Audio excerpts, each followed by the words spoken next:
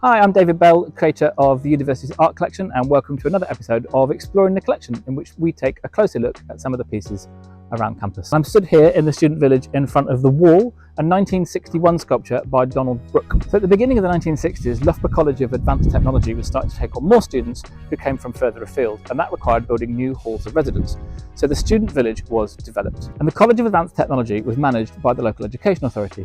Leicestershire Education Authority had this really exciting programme of getting works of contemporary art into educational spaces. So schools, colleges, all around the county had, and many still have, really interesting artwork from the period. So when they decided to build halls of residence here, they decided that each hall of residence would have its own sculpture. Where we're standing now, over here, is now Faraday Hall, but back then was Telford Hall. And Telford Hall had this sculpture commissioned for its opening. Donald Brook, who made it, was based in Leeds and was a really young up-and-coming sculptor at the time. He made this tall totem-like structure from a mixture of concrete and fibreglass. In it are some of the tools and machines, or elements of machines, that students would have used on their mechanical engineering courses at Loughborough. It's believed to be the only surviving sculpture by Donald Brook, who later moved to Australia, where he worked at the University of Sydney as a theorist of fine art and had a long and distinguished career. The sculpture is one of a number on our campus that were restored with funding from the Henry Moore Foundation in 2021. Join us again soon for another episode of Exploring the Collection.